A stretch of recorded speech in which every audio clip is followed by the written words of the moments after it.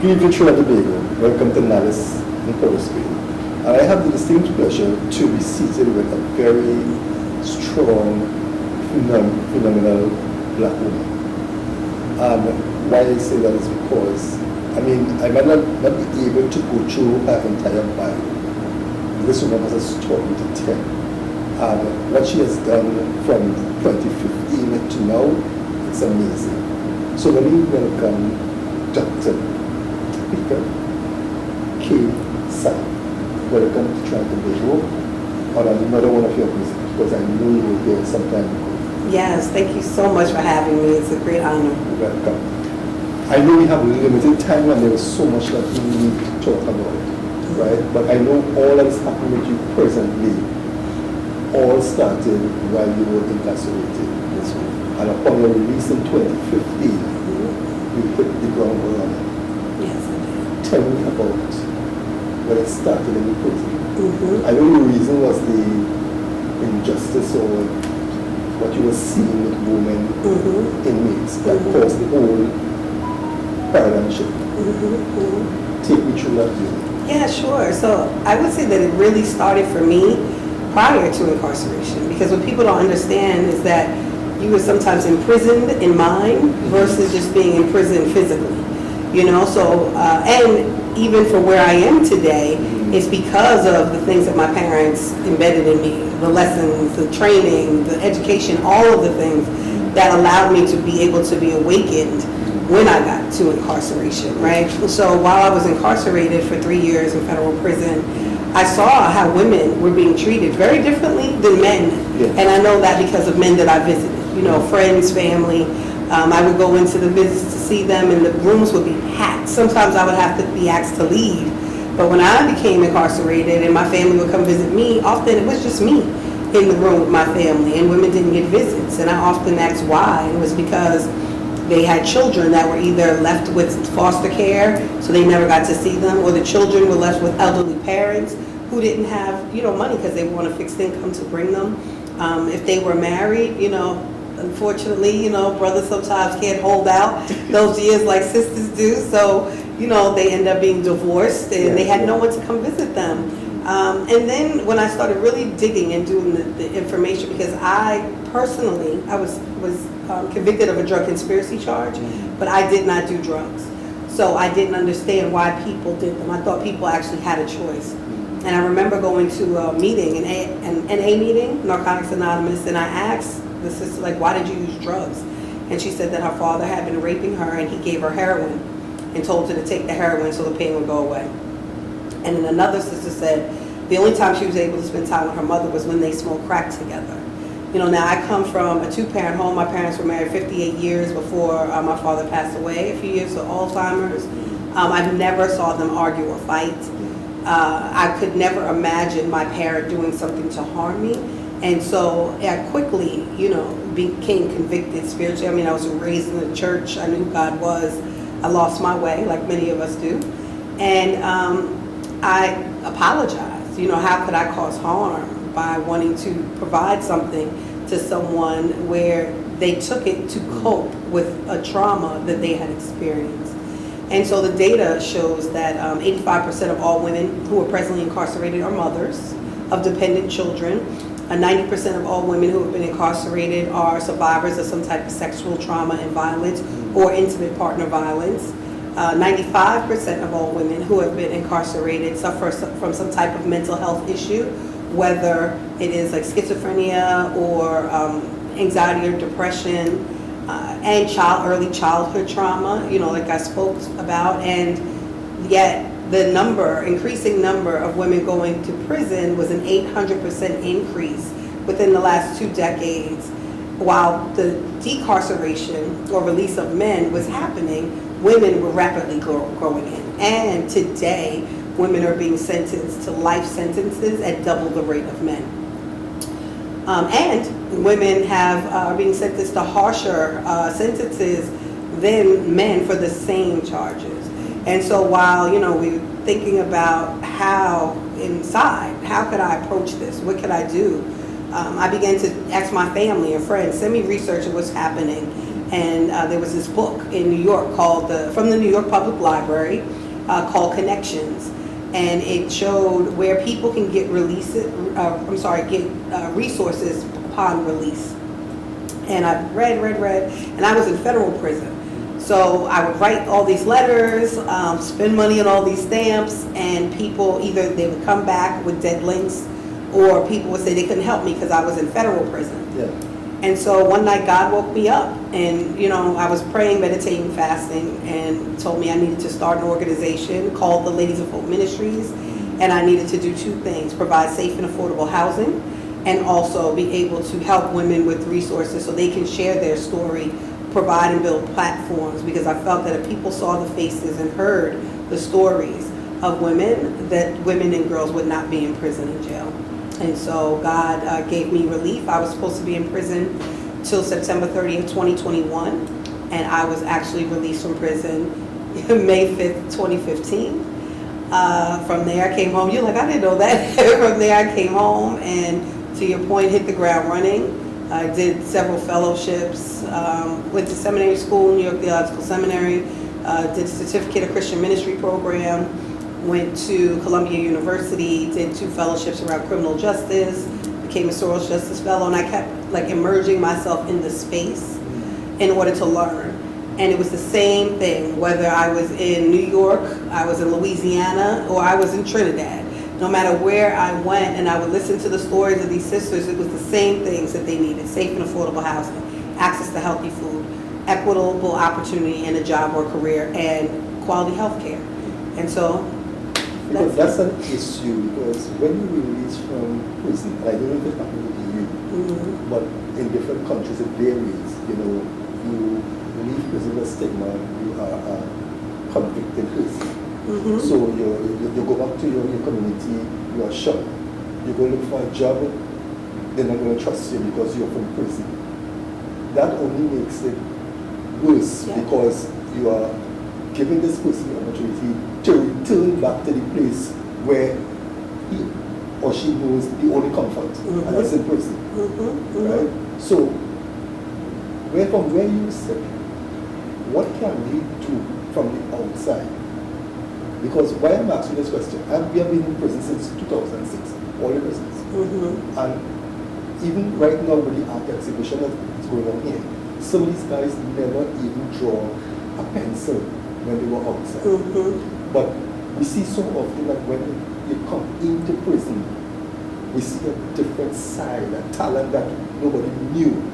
How can we prevent these people from realizing their talent on the outside and waiting until they come in to the prison to realize their true potential?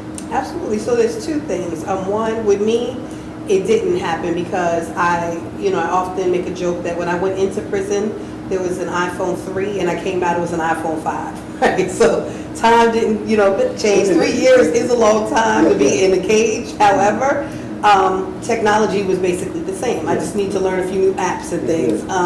But I had, professional career. I was division chairperson for Amtrak, which is a transportation company for New York and DC. I had a business. So I was an entrepreneur, grew up with entrepreneurs. So you had all that before? So I had all of that before I entered. The issue, and what I've learned even in doing this work, is that because people are living in poverty and trauma, and the majority of people are being criminalized for that poverty, trauma, and substance misuse, they are in a state of always, having to live off of each check, right? Check by check, this is how I'm living. So how do I have an opportunity to really even experience or even understand my talents when I'm having to make sure how am I going to eat, how my children are going to eat, and how am I going to pay my bills? Additionally, no matter where you are in the world, it's the same issues around stigma. When I came out, I did have those issues, where people no matter what, you're a convicted felon, which is why we are very mindful about the language we use as it relates to people who are incarcerated. So there's the saying that we do called people first in language, like a person who was incarcerated, a person who was in prison, instead of felon, convict, inmate, all of the names that are dehumanizing. Because when you go in, you lose your identity. At least in the U.S., they don't call you by your name. They call you inmate Sam, or, mine was 442999037. That was my number. I know it just like my social security number. And whether or not I've come home, I've gotten all of these accolades. I received a full presidential pardon from President Trump in December 2020. I've received my doctorate, honorary doctorate degree. People still, and I've created an organization that is a multi-million-dollar organization with over 20 employees in under 5 years. People still look at me as a convicted felon. And I understand that. So for me, what I had to do was I had to, one, ask God for forgiveness. When I realized that I was forgiven by God, I was fully redeemed. I talked to my family about being able to be bold in sharing my testimony with people to help, and they were all supportive and for that. And then really tell people, but by the grace of God, there go I. The Word of God says that there's not one perfect man, not even one. And we should not judge. It also says, judge ye not. I mean, I can quote all the verses in the world, but the bottom line is so many people understand what the Word of God says, and yet they do the total opposite when it's convenient for them. Like, you can't be a hypocrite. The bottom line, at least in the U.S., and I'm getting the research and data here also, but it's 1 in every 3 adults has a person who has been incarcerated. 1 in every 3.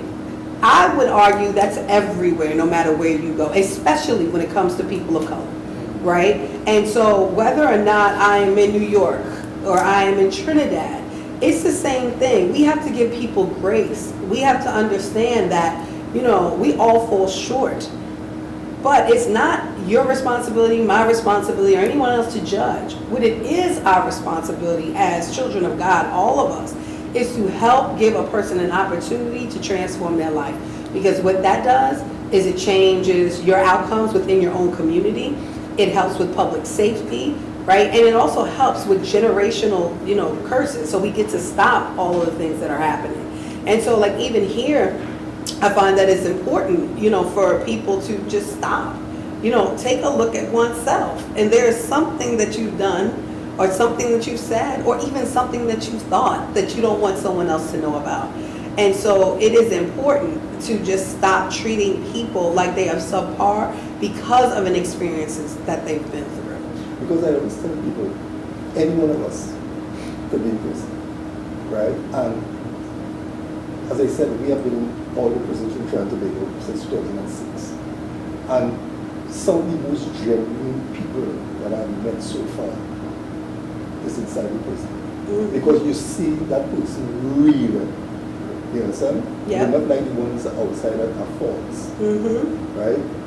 But besides all of that, you have accomplished so much. I think we're going to 2 weeks back you received another award. Mm-hmm. Tell us about those things. Yeah, so I received the first Social Impact Award from Google for my work at the Variety Power Women Summit. So that was really, really great and powerful and super cool.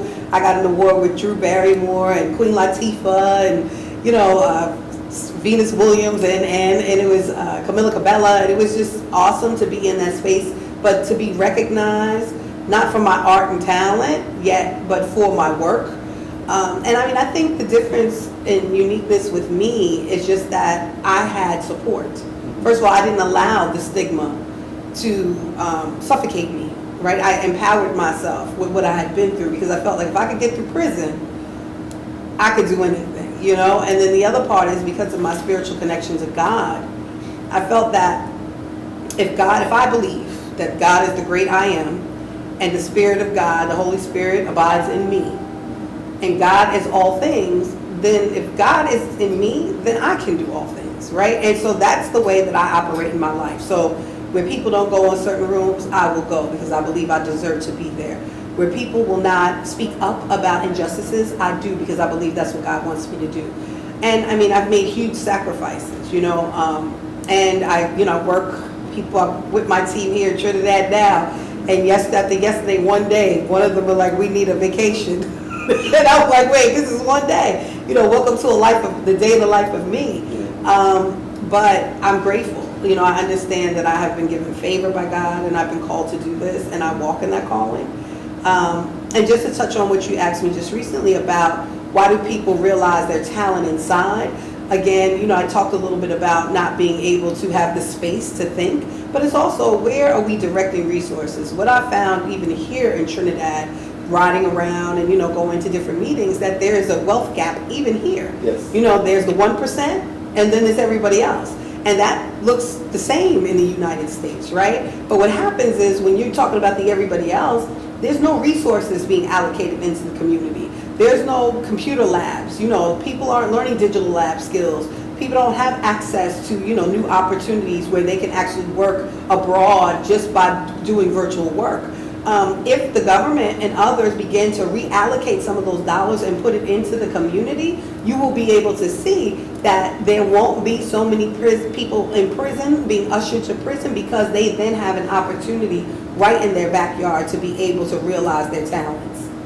Do you think if you didn't go into prison, you would have been doing what you were doing now? Absolutely not. What I will say is this. I always say that prison didn't change me. Because I never want anybody to think that we have to have prisons in order to change people. But what I do say is that it was the women that I met that did change me. Because, and I spoke about this the other day on an interview, before I was arrested, I was on my annual trip with my girlfriends. We go somewhere every year, and we went to Hawaii. And I flew first class to Hawaii. The next time I was on a plane, I was handcuffed and shackled to a sister who had never been on a plane before. And what that allowed me to realize that no matter where we are in our lives, that we can end up at the same place.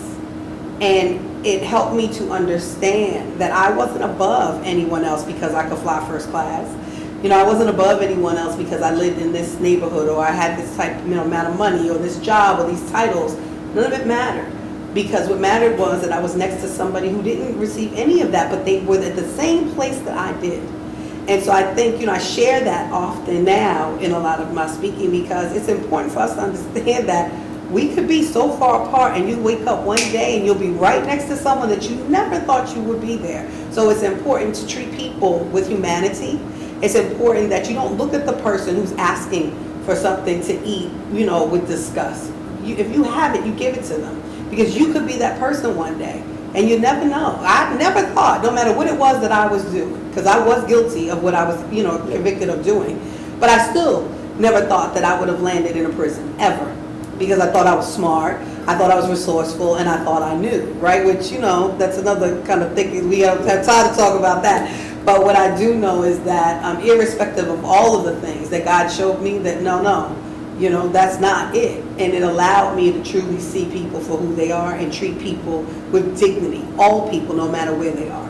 What was that first night in prison experience was when that gate closed and you realized this is it? The first night, well, actually the first night I was arrested, and I didn't think I was going to stay. My case was a drug conspiracy charge with no drugs. So I said, all right, well, yeah, I thought about doing this. I was conspiring to do it, but it didn't happen. So I'll get a bail, no big deal. So I was restless. I didn't sleep, but I knew when I got to court, my family and friends would be there. We had money. They would have deeds to their houses. Whatever they needed to do to get me out, they would. And so I get to that court, and the judge said, you're a drug queen pin, threat to society, no bail. That next night, it hit, Yeah. like, okay, well, I'm not going to be, I guess I'm going to be here for a little while. By my family. Yeah, by my family, though I was there and I couldn't sleep, and I was vomiting, and I was sick, and I didn't understand, like, how could I be here? How did I find myself here with all of the resources, opportunity? Why was I here? So, it was cold, freezing cold, and there was a bright light shining in my face the whole night because they didn't turn the lights off, and they slid a tray with tricolor bologna and things that I didn't even eat, and so I could smile and talk candidly about it now, but in that moment it was just like when you see people, how did I get here? That's exactly what it felt like.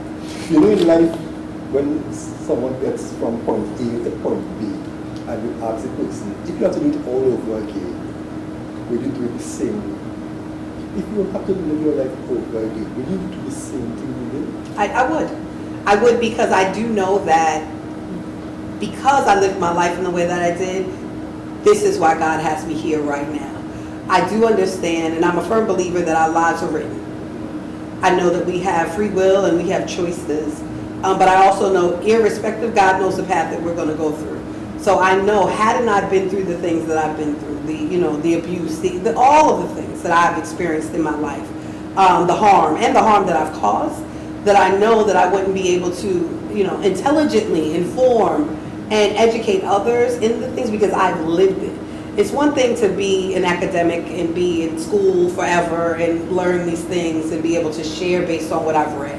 It's another thing to have a lived experience, which is much more valuable, in my opinion. A woman who's been to college and also now have lived a particular life experience that informs work in a particular way. So my expertise in this area is much greater than any level of formal education that I could have received. Now I know that formal education was the foundation of my life, which is why it allowed me to be able to do, because these are tools, right, that you get. But I have no regrets. I'm grateful to God that, God saved me, because even in all of those experiences, many of which was not safe or even wise, that I'm here. So, I try to stay in gratitude in all things. I know that you were here to open a branch of Ladies of Hope Ministry. Mm-hmm. Tell us about that. Yeah, so we are an official NGO here, the Ladies of Hope Ministries, Trinidad and Tobago. And we're opening a house, Hope House, Trinidad, in Santa Grande. Yeah. When is that opening? That is opening in July. We're hoping for the first week, but I'm here and I'm, buying furniture and doing all the things. So you'll be back in July? Yeah, I will be back in July. Yeah. Mm-hmm. Well, I know that I'll get another opportunity to chat with you, because I know you have a tight schedule today.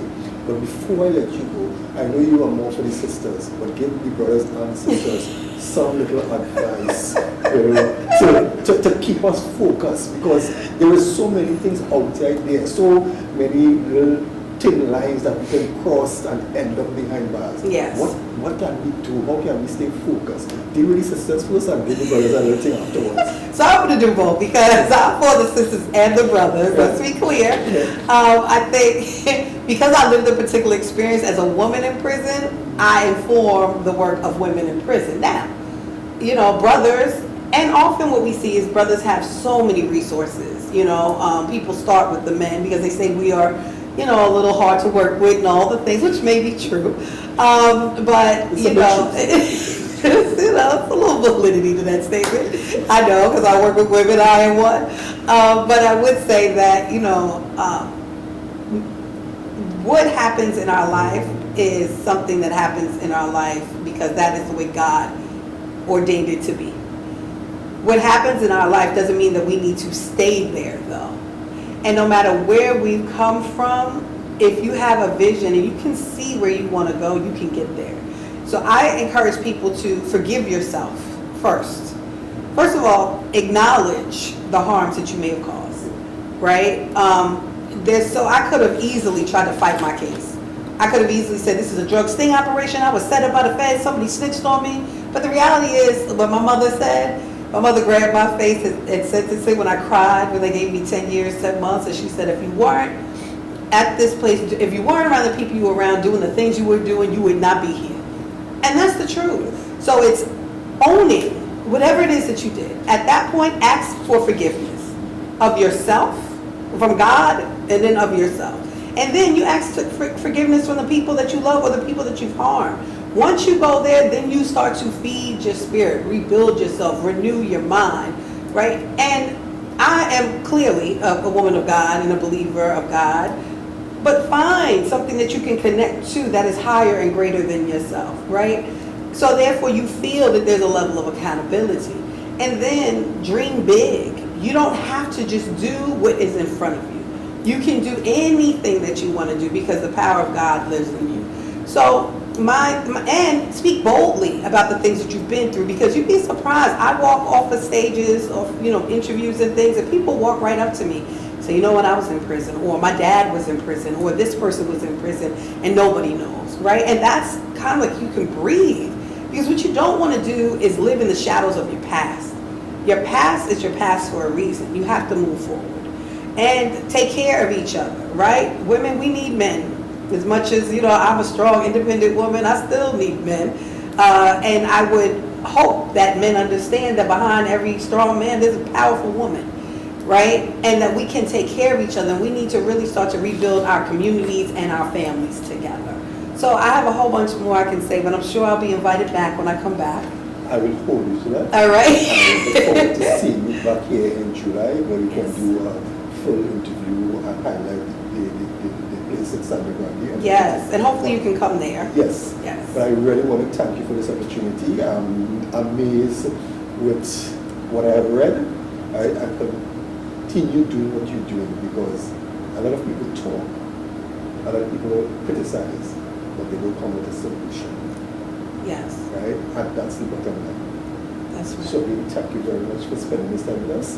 I hope the rest of your stay in Trinidad will be a pleasant one. Thank you. And I will talk to you when you come back in July. Thank you.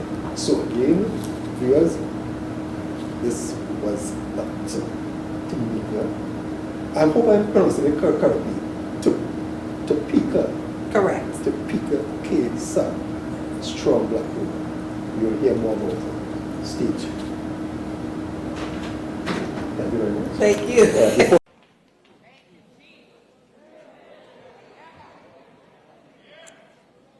I am excited to present to you the recipients of the Honorary Doctor of Divinity degree. The Doctor of Divinity degree is conferred upon distinguished pastors, evangelists, ministers, and other Christian leaders or public servants who have made significant contributions in their respective fields and for the extension of God's kingdom. Recipients of this degree have a love for God and a heart for people.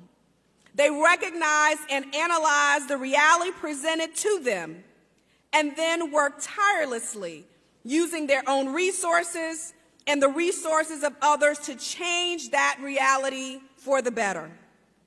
New York Theological Seminary seeks to specifically honor individuals whose contributions or accomplishments are exceptional and reflect an appropriate standard of excellence consistent with the values and the spirit of our beloved institution. Specifically, individuals who have taken to heart what it means to follow the Matthew 25 mandate to feed the hungry, clothe the naked, provide shelter for the homeless, be a friend to the stranger, visit the sick and incarcerated, be a voice for the voiceless, and seek justice for the marginalized and victimized. I am excited to announce that this year we have 2 recipients of the Honorary Doctor of Divinity degree. Reverend Dr. W. Franklin Richardson and Miss Topeka Sam. I have already introduced Dr. Richardson. Now let me introduce you to Miss Topeka Sam. Topeka Sam is the CEO of the LOHM and founder and president of Epic Financial, TKS Ventures LLC, and Faces and Voices Incorporated. She serves on the board of directors for Coalition for Public Safety, the Marshall Project, Operation Restoration, and United Justice Coalition. Since her release from federal prison on May 5th, 2015, Topeka has served as a Beyond the Bars Fellow and a Justice and Education Scholar from Columbia University. Additionally, Topeka led the bipartisan national effort to pass 20 pieces of legislation restoring dignity for incarcerated women. In 2020, the United Nations appointed Topeka as the Goodwill Ambassador for Social Justice of the Global Festival of Creative Economy. Also in 2020, Topeka received a full presidential pardon for her dedication to helping women turn from a path of despair towards a path of redemption. Ms. Sam and Dr. Richardson, will you please come forward and stand as you receive the NYTS doctoral hood.